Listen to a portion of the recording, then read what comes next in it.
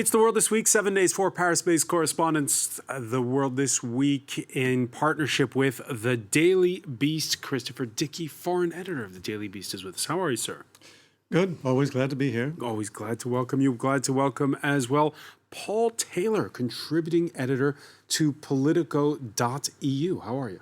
Very well. Good to be back. France24.com senior editor Lila Jacinto is with us as well. Nice to see you. Good to be here. And Craig Kapitas, editor-at-large for TRT World. How are you? À vos ordres, mon capitaine. The World This Week Général. on Facebook ouais, and Twitter. Hashtag World This Week. Speaking of army rank, call it a popular uprising, call it a coup attempt, whatever it was, it failed. Venezuela's military standing by President Nicolas Maduro and largely ignoring the call to rebel by opposition leader Juan Guaido. Maduro, who denies U.S. claims that he was at the airport ready for a getaway when Russia persuaded him to stay. Something good has come out of this evil, and that's loyalty. The armed forces were not afraid to say no to the traitors, no to those taking part in a coup attempt. Let's not be scared. The time has come to defend our right to peace. And he's hinted, Christopher Dickey, that he's going to act. But of course, Juan Guaido's staging another press conference this Friday. So what's going on? I think Maduro knows that he'd cross a certain red line if he arrested Guaido. And right now, I don't think he feels that threatened by Guaido. Guaido is undermining himself by announcing that he's staged a coup. Oh, no, it's not a coup. But announcing that the military is backing him, that they're coming over to his side, that the senior officers are coming over to his side. Guaido is undermining himself, in fact, by being so close to the Trump administration that people in the Trump administration, the Secretary of State, the National Security Advisor, look like they're giving orders to the generals of Venezuela about what they should do. All of that would be okay if it resulted in the downfall of Maduro. But when it doesn't, Guaido doesn't have any credibility, and his credibility is waning very, very quickly. It's a shame because Maduro is a terrible president and he's destroyed the country. But now what we're hearing out of Venezuela is that a lot of people are more than bitterly disappointed with Guaido. And they're starting to look more closely at the opposition and ask about the corruption and the problems that are in the opposition as well. And it looks like it's just a stalemate. It looks like it's a stalemate because he failed on Tuesday to get the army to rebel, fails on Wednesday to get the biggest May Day demonstration in the history of Venezuela. But you don't make statements like that. The biggest demonstration in the history of Venezuela, period. And then it wasn't. The coup, that wasn't. I mean, this is not a good record. When you have a politician making those kinds of claims again and again and again and not delivering, then you ask, is this really the guy that's going to bring down Maduro and run the country? But what he does do very well is go out of the country and visit lots of other leaders and get 50 other countries to recognize the legitimacy of his government, but recognizing the legitimacy of the government, as in fact Bolton, the National Security Advisor in the United States, unwittingly underlined, is not the same as having people follow your orders. He said it's perfectly natural for the president to tell the defense minister what to do. Yeah, maybe so, but not if the defense minister doesn't follow the orders. And that's exactly what happened. It's a strange one, Craig Kapitas, because we have a Trump administration which on the one hand is isolationist, and on the other hand, these very strong statements from the Secretary of State, from the National Security Advisor. Well, it's another sad day for America because once upon a time, nobody could do a coup like America could do a coup. We were the world leader in coups, and it was something that a lot of administrations were quite proud of. But nowadays, you know, foreign policy seems to be a statement of what America can't do, and they certainly couldn't pull off this coup. It's a clown shop down there. When I was in Miami reporting on the events in Venezuela from the diaspora community there, you know, very few, if any, of the people I spoke there knew who the heck this guy was. Guaido, they'd never heard of him before. So if we're going to start from scratch and look, if they're going to look for another opposition leader, what Christopher was saying a moment ago, that's going to take time. It's going to take time. And look, Maduro has the backing of the Russians. He has the backing of the Chinese. He has the backing of the Cubans, which I don't think accounts for much, but he has the backing of the Chinese, and that's the big deal here.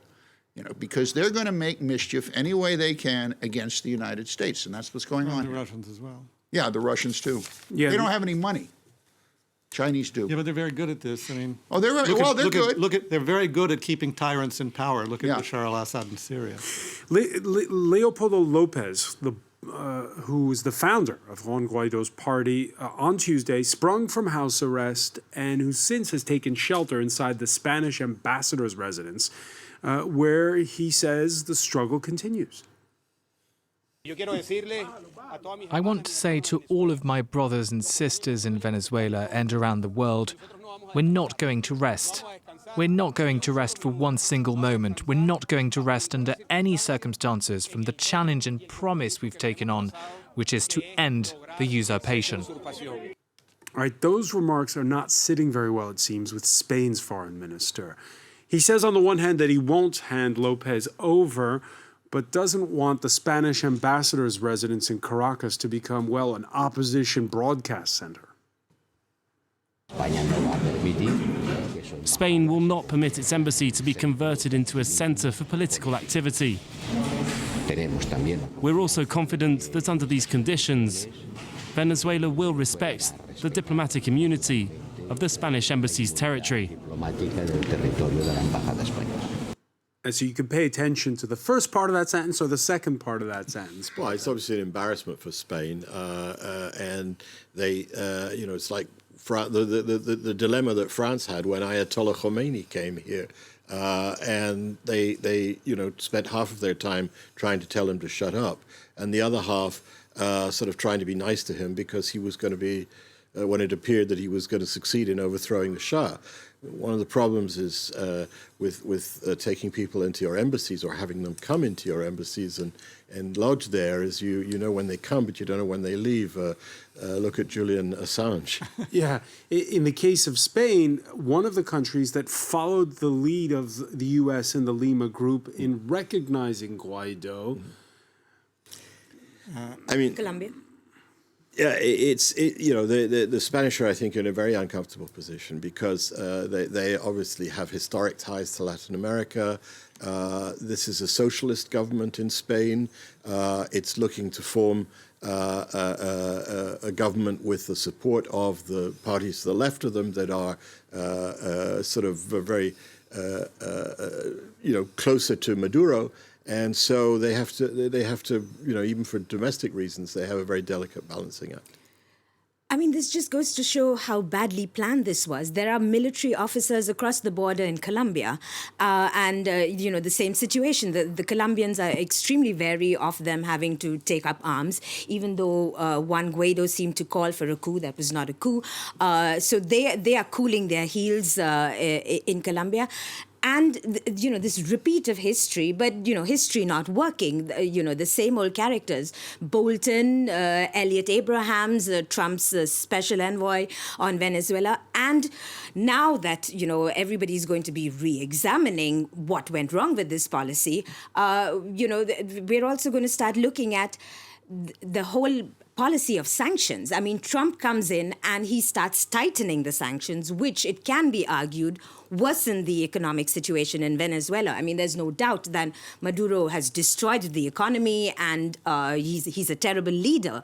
But, this Bolton sort of policy of tightening sanctions as he does in Iran and Venezuela without really thinking through the entire implications of it. And exactly as we have with Iran, we could easily get into a situation where the United States or United States courts are having to take action against European companies that have investments in Cuba and so on. That's and already happening. You end up with a transatlantic row over this. This was something that we got onto this path in the 1990s, and it took years to get us off it. And here we go again, and it's the same as you say. It's the same old faces, John Bolton, and the U.S. makes the law for the rest of the world. What the Trump administration has done is they've weaponized the dollar. Instead of sending in a U.S. Marine Expeditionary Force, they launch sanctions out of the Pentagon and the Treasury Department. In fact, just yesterday... Well, the Obama administration did that as well. Not to this extent. Just last night, for instance, the Treasury Department ramped up further sanctions on Iran, which will now infect the petrochemical industries, which it hadn't before, gold traders, and anyone who buys U.S. dollars who the administration doesn't like.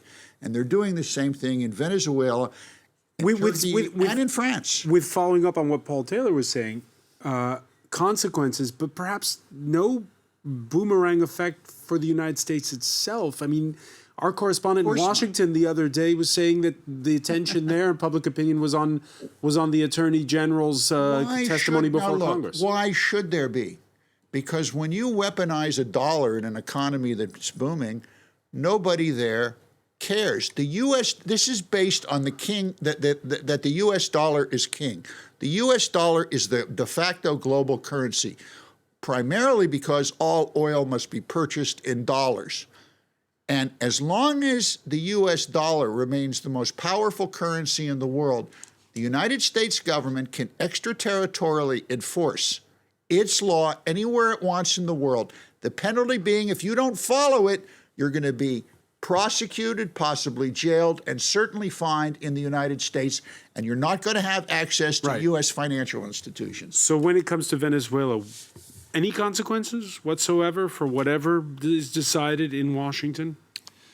Well, I think there's a real crisis of prestige and credibility for Trump here. Because if Maduro stays, he doesn't come down, and his people are suffering more and more and more, then Trump, who really doesn't want to intervene militarily, he really has an aversion to military intervention, then he's going to come up against it. And it's interesting the kind of theories that are being proposed, like, for instance, maybe we should use Blackwater-type mercenaries to intervene. You know, seriously, this is... No, don't laugh. The former head of Blackwater proposed that already. So you've got all these kind of... hire the Wagner group from... Yeah, exactly. Maybe the Wagner. Well, they're already there. Exactly. For the Russians. For a fee, maybe they would change sides. So you're going to have this incredibly messy situation, and come on, it's the country with the biggest oil reserves in the world. At some point, that has to be taken into account. And the Russians are not screwing around this time. They are really in there, embedded in there, and they may not have money. But the Chinese do. But the Chinese do, and the oil is the oil. Eventually, the Russians will figure ways to deal with that. And in the meantime, if oil prices go up, they don't have to do anything. If oil prices go up, we're still buying Russian oil in dollars, and the price will go up and up and up, and that supports Putin. So all of this, again, will work to Putin's benefit. And it raises the cost of living and the cost of driving in the United States. And maybe they will end up with gilets jaunes like we have them in France. But the American markets think in quarters. And guess what? Today, the price of oil is down, and the Saudis say they're going to pump to make up any shortfalls. Mm-hmm. Check back tomorrow. Yeah. You know. Well, I mean, another likely scenario is if the opposition sit-ins continue. I mean, there could also be, the threat of some violence on the streets because Maduro is showing. There's already been 4 killed. Exactly, and now he's sort of ratcheted up to the military level. So so far it's been peaceful, but there is definitely. We got to watch out for that. I think the interesting thing is not how much violence there is, but how much violence there isn't, given the circumstances. Yeah. Given that you have thousands and thousands of heavily armed militias who are not very well disciplined and who come out, waving the flag for Maduro, and they're the ones who are committing a lot of that violence. But the protesters are also committing a lot of the violence. I don't think that we should ignore the fact that the protests are violent on both sides. I don't want to sound like Trump. I'm not going to say there are good people on both sides, but there are violent people on both sides, and it's the potential is for it to get a hell of a lot worse. It's certainly polarized there. Let's turn our attention to this continent where we mentioned Spain earlier, and yes, for the first time in 4 decades, the far right has made its return to parliament in those general elections last weekend, with the moderate center-left, though, scoring its biggest win in over a decade. Last Sunday's snap general election failing to fit Europe's populist pattern. They are also watching us and listening to us from outside of Spain, particularly in Europe. We will form a pro-European government to strengthen rather than weaken Europe. Paul Taylor, how do you explain what happened in Spain? Well, I think the Spanish voters were given a choice between, is this election about the unity of Spain and Spain falling apart and nationalism, where what had been the sort of moderate centre-right party swung a long way to the right, chasing this far-right party, Vox, and losing a lot of votes to it, but also losing a lot of votes in the centre ground. And a government that said, we want a peaceful society. It's about improving people's standard of living. They'd raised the minimum wage. You have a young, reasonable-sounding prime minister, and the sky has not fallen in. And he's not offering independence to Catalonia either. He's simply saying, we can talk, and we can talk about ways to perhaps decentralize Spain a bit more. And obviously the electorate were not convinced that this was treason, the end of Spain as we know it. I think there's a little Iberian exception anyway to what you term the sort of populist wave, that both Spain and Portugal have quite successful social democratic governments. But the polls had suggested that Vox, this far-right party, would fare better than it did. It got 10% of the vote, and it does re-enter parliament, but it's not the huge score that some new parties predicted. and protest parties are always a little difficult to measure in the polls because people don't necessarily tell the pollsters the truth, or they don't actually necessarily go through with it when they actually go vote. But I think part of it is, the media got sold completely on the sort of extremist, populist wave in Europe thing.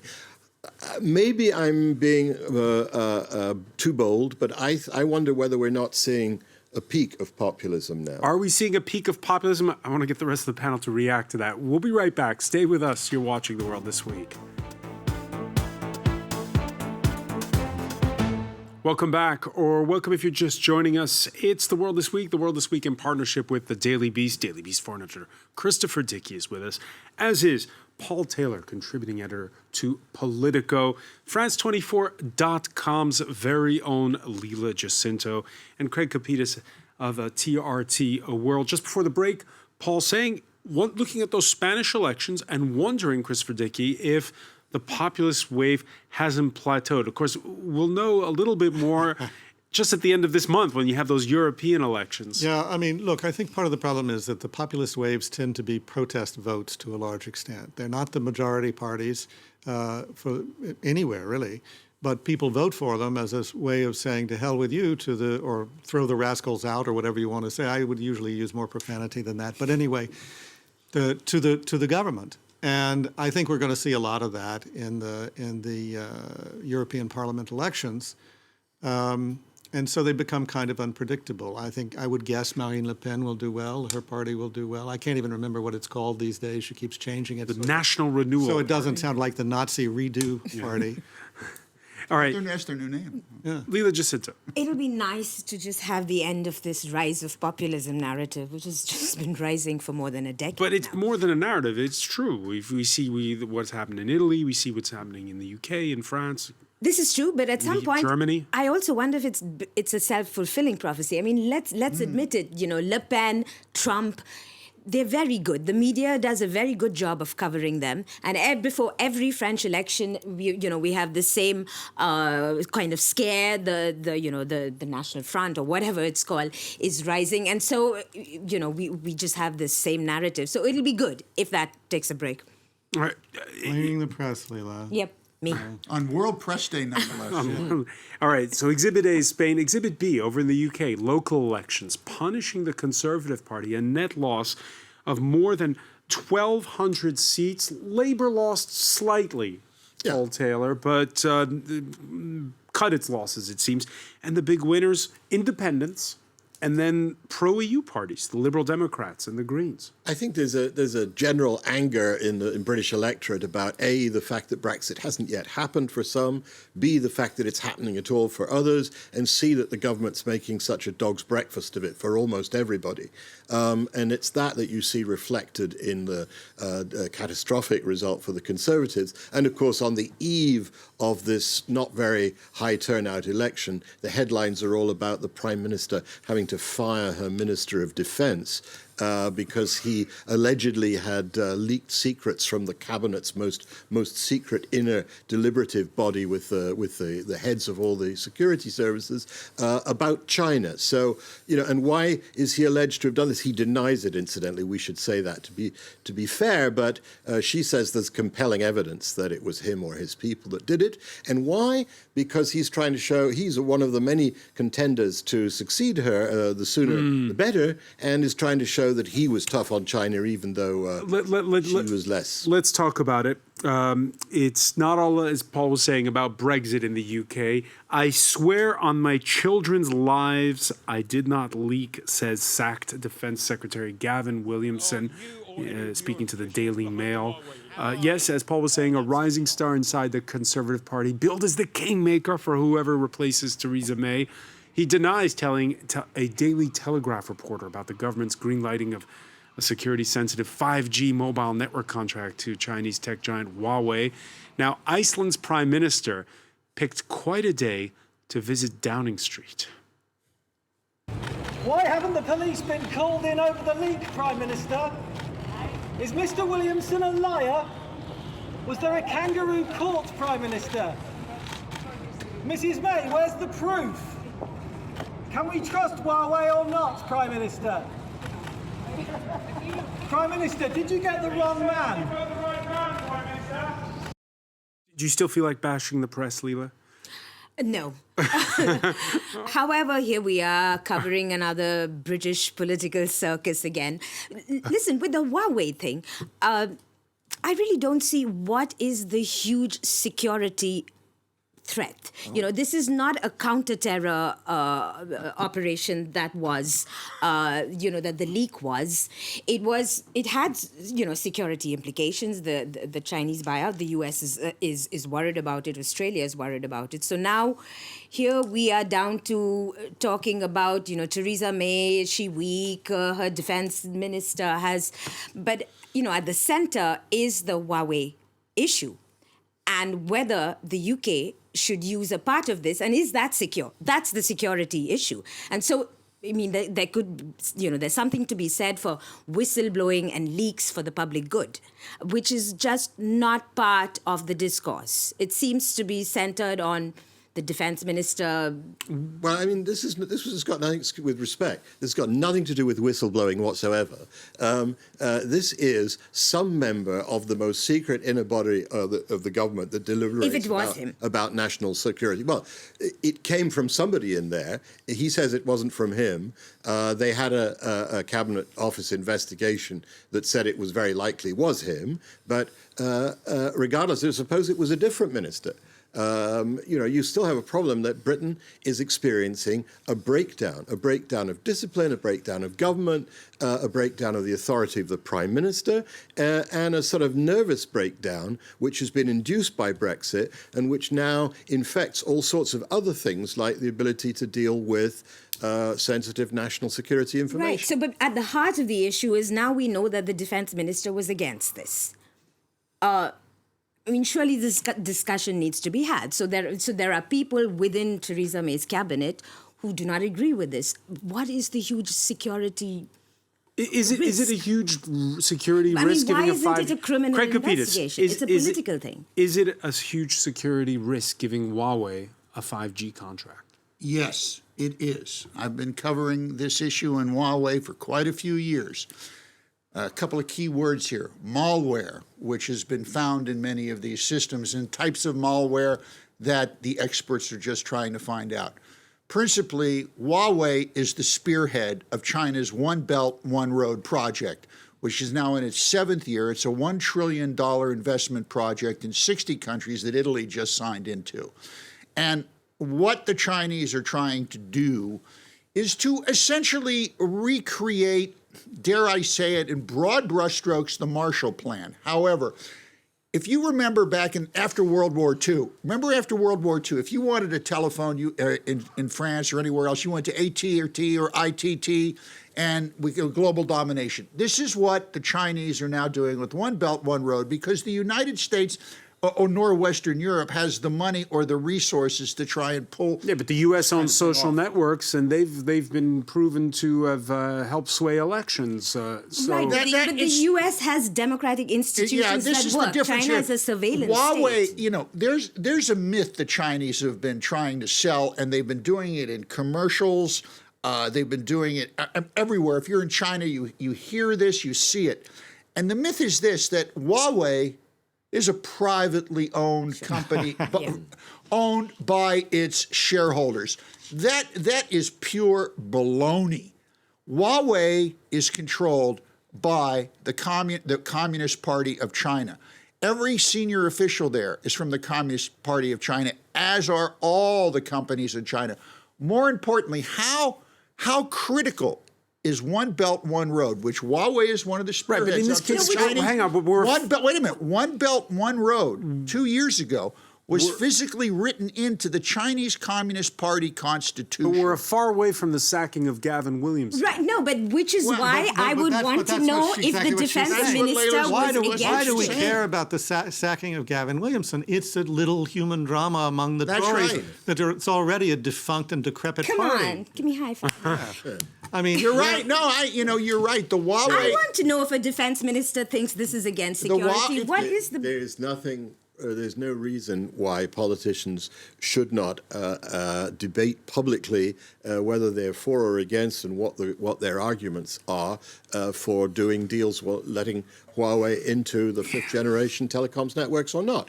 What's different is when people go to a secret meeting of the inner core of a government and then a leak appears as to what was said by whom the next morning in the newspaper. And that's to me, But that is a breakdown. Let's move on. But that It's is not British dribble press. compared to the larger issue. Look, what the Chinese are saying, what the British are saying, many countries are saying, it's Huawei or the highway. That's not the case. Huawei is cheaper than its two major competitors, which are Philips and Nokia. They make the same equipment. But the West is not going with those two companies. They prefer to do business with the Chinese, which is their right. And what the intelligence community is saying correctly, even if they're leaking it, is you don't want to do business with the Chinese Communist Party, full stop. Exactly. So it is the public good. Dan? I would simply say, in a way, does the Chinese Communist Party really need Huawei to find out what's going on in the inner circles of the British government if you can read it on the front page of the Daily Telegraph the next morning? Well, up to a point.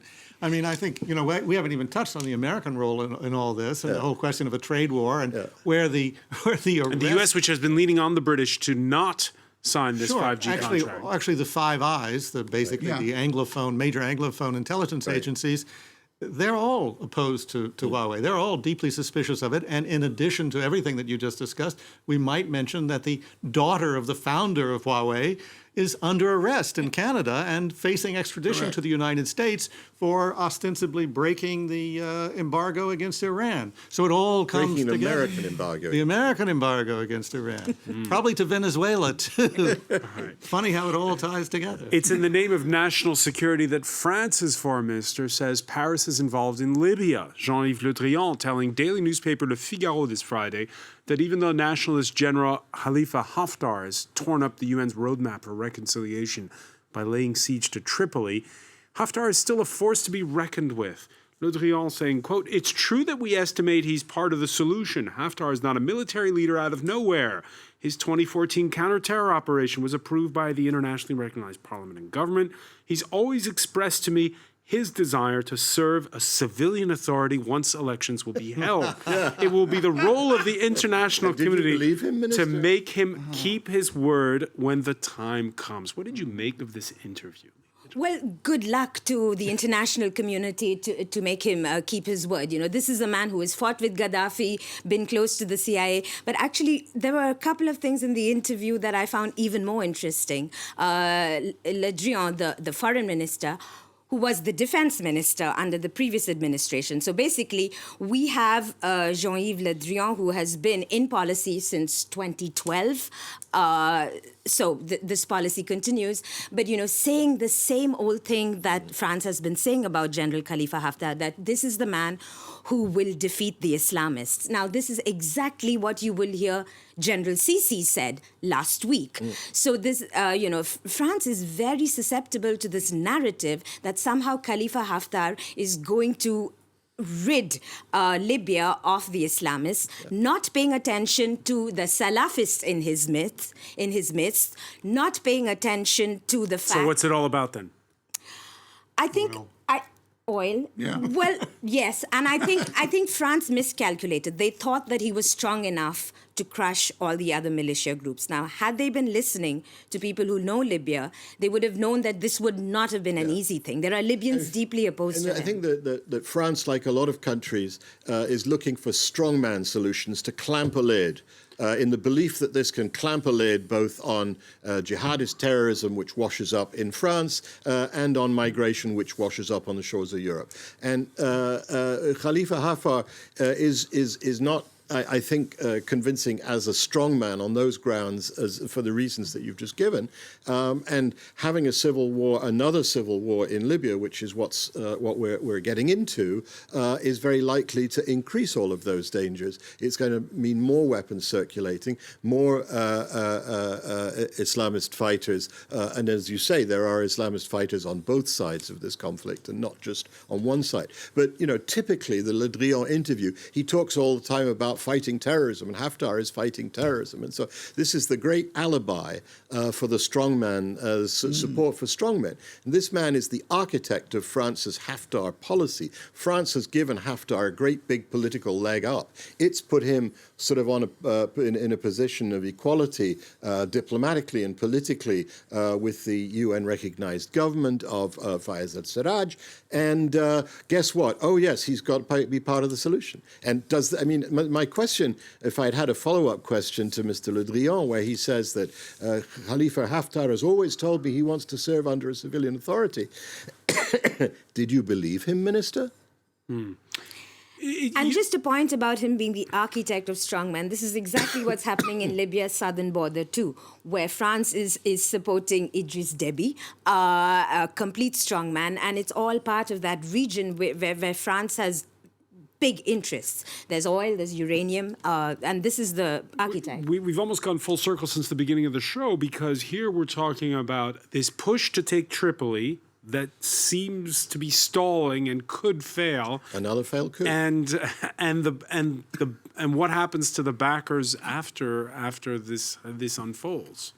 Well, normally you would say they go to Plan B, but one of the characteristics of modern policy seems to be there is no Plan B. There are these grand ideas that they sit around in the Élysée or at the Quai d'Orsay and come up with, or in the National Security Council in the United States, or maybe even in Britain. Do they need intervention? See, this is what I find. You're right about the oil, but see, my question. Maybe they need Huawei. Maybe they need Huawei, or maybe they need a bit. Seriously. No, it's.